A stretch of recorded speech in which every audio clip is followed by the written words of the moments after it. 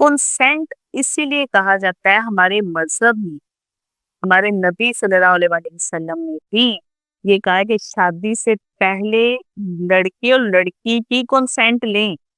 लेकिन अनफॉर्चुनेटली क्या है कि आज भी ऐसा हो रहा है कि लड़की ने लड़के को नहीं देखा होता, लड़के ने लड़की को नहीं देखा होता। जब उनकी शादी होती पहली नज़र में नहीं बंदा पसंद, वो आधी ज़िंदगी तो उनकी एक दूसरे की नापसंदीदगी में गुज़र जाती। या एक ज़रूरी नहीं होता कि शक्ल अच्छी नहीं लगी।